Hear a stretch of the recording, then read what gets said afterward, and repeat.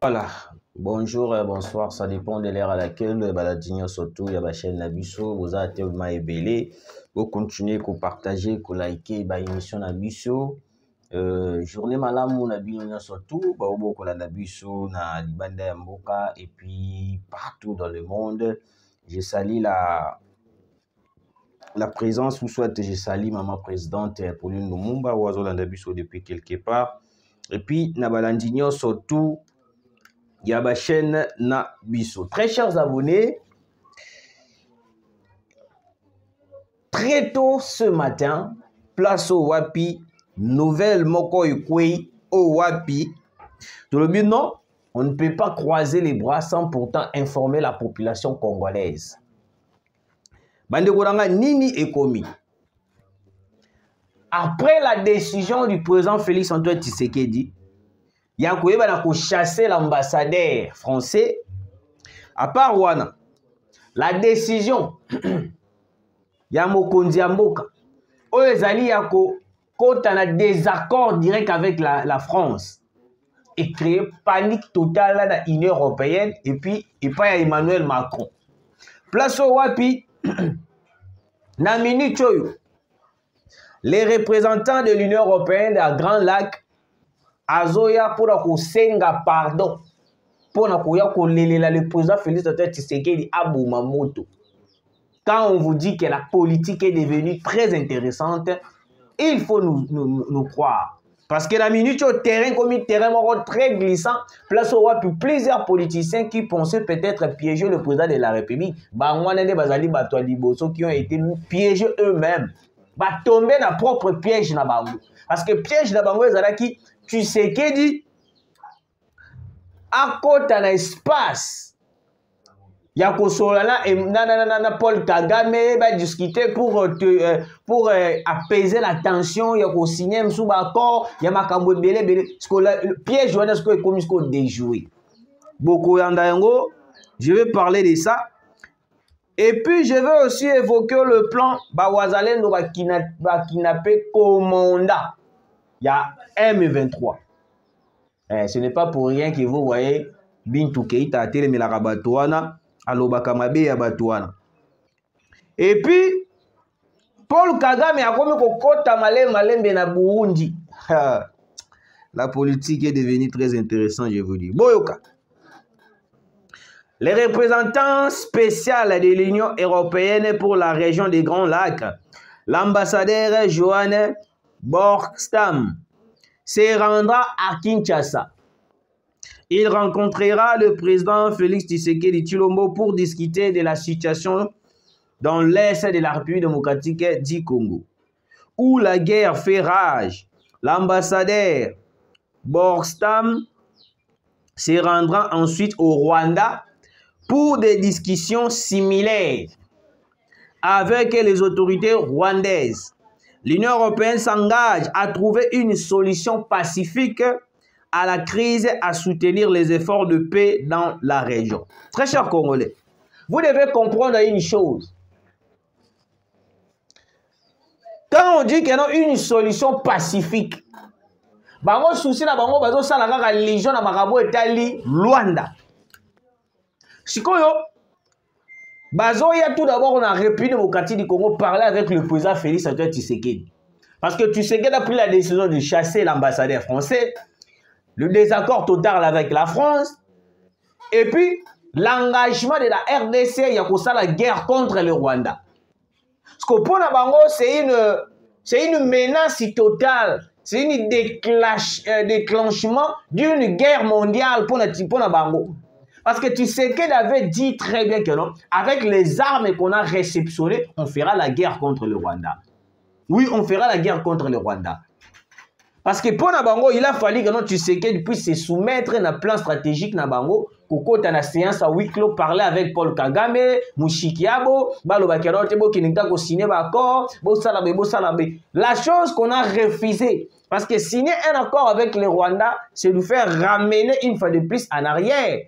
Oh, Wapi Kabila a signé un accord, Lelo, Bissonde Tokomiko Sibi.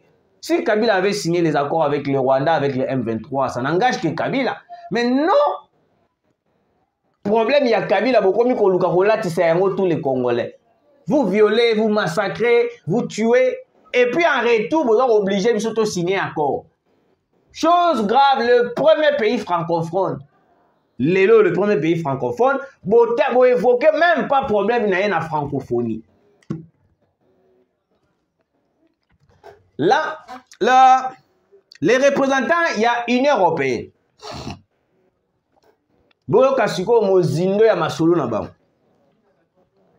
Baye ko bazo ya na Kinshasa pour parler avec Tshisekedi d'apaiser la tension. Parce que Tshisekedi en ce moment, il a déclaré déjà que non, nous allons faire la guerre contre le Rwanda. Parce que déjà, cette semaine, nous allons réceptionner une fois de plus des armes lourdes chinois où il déjà Chine et où il y a Anamabele Nabiso.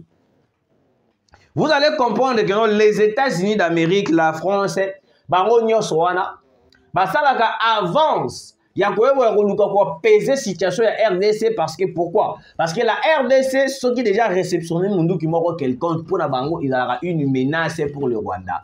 Parce que le Rwanda et leur parrain, le Rwanda, Azali Loko la moto Azobate la Bango. Alors quand ils voient que la RDC, Azu Mandoki, Azu Biloko Nyon surtout, et qu'en retour, la RDC, le même RDC, a déclaré guerre contre le Rwanda pour Nabarro, et puis ça va le rôle la palpite Moroboy. Parce que Bango Bazoya na République démocratique du Congo pour la Nini. Balingi Batali sa Tshisekedi les avantages que touché Hippolyte Kanambe Kazemere, Bango pe Balingi Bapesa yango Tshisekedi. Pour Nabarro, pourcentage ya minerai congolais, parce que je vous ai fait le calcul, par mois les M23 touchent au moins plus de 300 000 $. Parce que bêta calcul, un mois déjà, on doit à 300 000 $. Une année, on va se retrouver dans combien? Parce que bêta, depuis le M23 occupe l'Est de la République, c'est depuis 2022. 2023-2024. Bah, ça lit 2 ans. Parce que bêta, c'est quoi, 300 000 $ fois 24, parce qu'une année, 12 mois, fois 24, on a combien de millions, ou soit de milliards de dollars au besoin qu'on exploitait dans l'Est de la République illicitement. Nyon Soana, c'était parce qu'il y avait une personne qui n'était pas de la nationalité congolaise, qui est Joseph Kabila Kabangi, qui a facilité l'infiltration de Rwandais, côté Labiso, Côte d'Ivoire, même une armée congolaise. Yango Omoni Moïndo Nzangi Alobaki Keno, plan au Kabila Bongisaka. Ils allaient dans le président de la République. Tous les Rwandais ont côté la carte armée congolaise. Il faut passer à la rébellion. La carte rébellion, ils vont prendre toutes les parties qui vont occuper, annexer la Rwanda. Yango beaucoup remarqué, dernièrement, à Wawa, ils ont fait une publication en disant que Ote, Corneille Nanga, vous devez créer une monnaie. Oh, il faut utiliser l'espace M23 occupé. Vous ne voyez pas que là, on est en train de balkaniser la République démocratique du Congo petit à petit. Déjà, je vous ai fait une révélation dernièrement à Okelo. Place au M23 bazalaka, baliaka franc congolais souté. Baliaka mbongo ya Rwanda, baliaka mbongo pe ya Uganda. Mais le gouvernement congolais, il est là, il défend les intérêts de l'Ouganda. Patrick Mouya Zawana a défendu l'intérêt à Ouganda. Ote Ouganda a un problème, Ouganda Kutuboye, Ouganda Kutuboye. Ils disent toujours le bien de l'Ouganda. Alors qu'ils oublient que dans le même Ouganda a participé à un assassinat en 1995. Il y a Biarimana. Hein? Il y a Biarimana. En 1994, massacre, génocide, il y a Rwandais au Kagame Masaraka en 1994 et Salamara Wapi, na Kaya Monisco. La communauté internationale était présente, l'Union européenne était présente, presque toutes les personnes qui sont présentes aux États-Unis, mais ils n'ont dit rien. Batika ont condamné Paul Kagame. Pourquoi? Parce que Paul Kagame, comme il est là, Azali. Puis, la marionnette, il est difficile de condamner Paul Kagame devant la communauté internationale. Difficile. Parce que les mêmes communautés internationales vont défendre les intérêts de Paul Kagame. Vous l'avez vu vous-même à la francophonie, comment est-ce que Emmanuel Macron a pu évoquer tout le problème où ils ont déstabilisé le pays ébélé, à citer Ukraine, à citer Gaza, à citer le pays ébélé, mais il n'a pas évoqué le problème de la RDC. Et puis vous allez nous dire que non, la France est bien. Il y a des gens qui bino. Bino va au ça la démarche à aucun des poteaux. Ceux qui vous avez il est temps. Ceux qui ça la Brazzaville, ok ça la Brazzaville. Parce que d'ici là, on va chasser l'ambassadeur de la France. Parce que la tension est tendue. Le peuple congolais est en colère contre la France. Emmanuel Macron nous a démontré réellement que non, il est complice dans Makambo pour à l'est de la République. Azoya na RDC. Ba meka ko lempa Tshisekedi, baloba na Tshisekedi ke omoni ndenge zaboye ko attaquer directement Rwanda te, omoni ndenge zaboye problème ya RDC zali kaka problème moko il faut bo solo. On a beaucoup parlé de la situation de l'Est. Je pense que non, Tshisekedi a accordé à Kagame espace, il y a dialogue ibélé. Tukutana na Paul Kagame na place ibélé, à part Maramou ya Luanda. Tukutana na Paul Kagame, voire même où Kenyatta ya sala nyonso ko sala mais simbate. Lokola Kabila y a déjà planifié un plan naï. Kabila a élaboré un plan naï, à sala Maramou na surtout à préparer un terrain et que les Rwandais puissent continuer à infiltrer les Congo. Le déplacement de représentants légaux, il y a Union européenne, il y a Grand Lac, c'est pour... et donc là, ça dit sur noir sur blanc que non, l'Europe, la communauté internationale, les États-Unis, Joe Biden, Emmanuel Macron, président Angola, Joao Lourenço, ok, Lissus Banani, aussi Kabila, aussi Moïse Katumbi, aussi Martin Fayulu, tous sont complices. Tous sont des complices. Parce que là, que ça n'a pas si ce qu'on a Makambo, le peuple katangé. Le peuple katangé, Telemi Basali marche.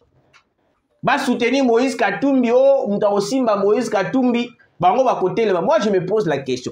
Ndenge nini Katumbi asimba kisi nini Katumbi pour a dominer toute la population katangaise. Un cisé jambien, juif, un étranger, azan mboka na bino, azo dominer bino, bino pe bozo me mamaka le roi Bangoulou. Mais les Katangais, vous êtes comment? Au lieu de soutenir votre pays, de soutenir les intérêts de votre pays, mais vous êtes là en train de suivre Katumbi, un étranger qui n'a pas même la nationalité congolaise.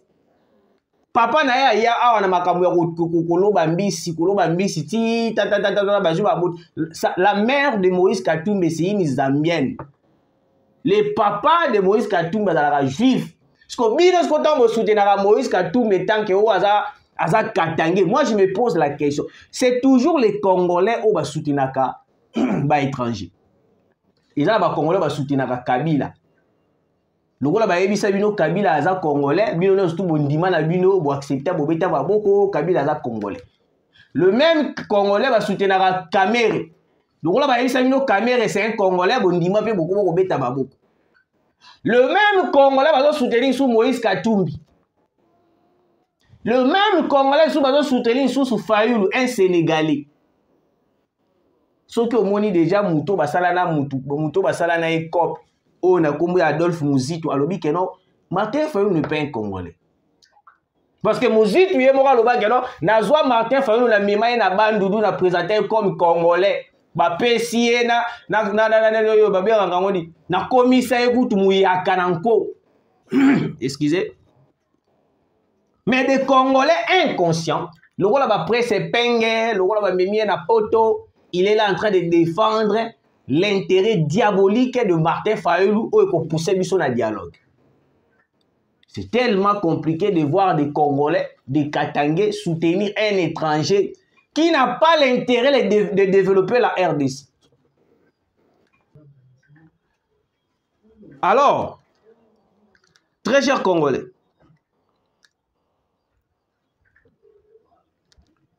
L'Union européenne à travers Emmanuel Macron. Emmanuel Macron, tout d'abord, il a fauché à la francophonie. Après avoir fauché la francophonie, il envoie une personne pour lui représenter en disant que non, t'es Tobongisa. Parce que makambu ya est, eza makambu moko, ezo senga, batuba vanda, bo solola, ba makambu belé, oh bango bakoyi koloba. Moi je sais que non, c'est une façon de nous dire que non, bazali ba complice parce que tout le monde bango déjà à l'œil nu. Bravo au Wazalendo CMC pour avoir fait une opération spéciale et kidnappé un commandant de RDF. Le monsieur est dans un lieu où on l'apprend à aimer le Congo et il répète chaque jour l'hymne national congolaise, mais nous avons des problèmes avec trop de R dans son parler. On lui dit de répéter les Tutsis n'ont pas de problème au Congo. C'est Kagame qui veut les richesses, la patrie ou la mort. Alors, très chers abonnés, le Wazalendo qui n'appelle commandant, il y a RDF. Makambo komi elengi.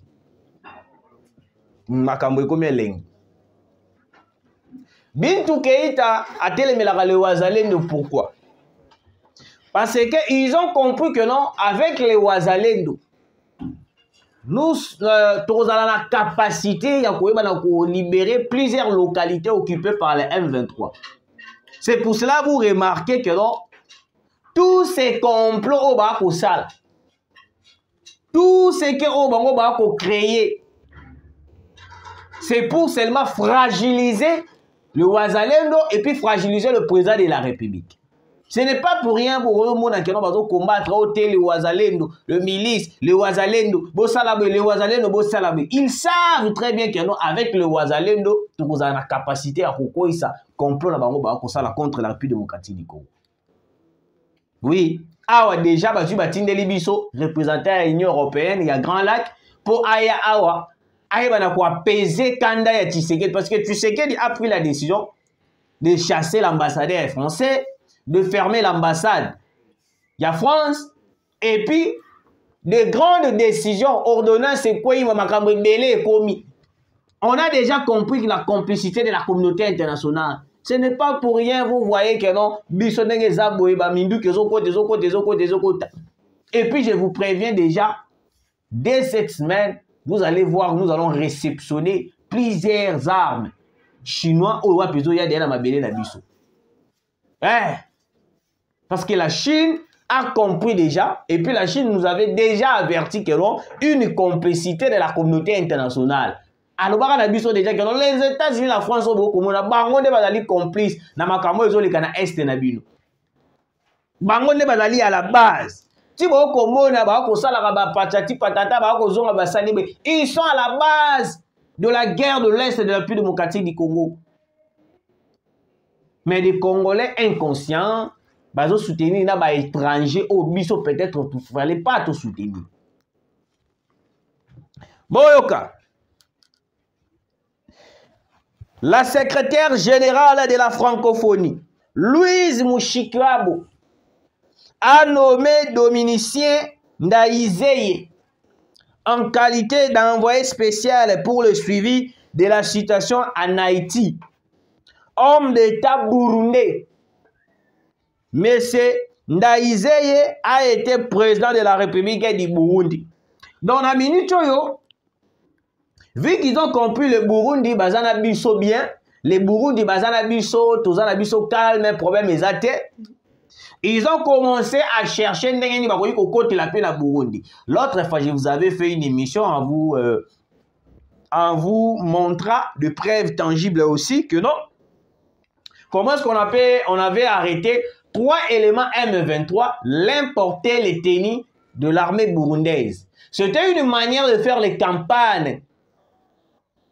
ya ko salir l'image ya Burundi pour que to bima na espace wana to ça la sous bien tena Burundi. Mais vu qu'on avait compris leur plan stratégique, parce que pendant le plan moko ya ko yeba na nini ko bebisa image ya bato otozana bango ko bebisa image ko désorienter bango pour qu'en retour bango ba côté la biso ba infiltrer biso.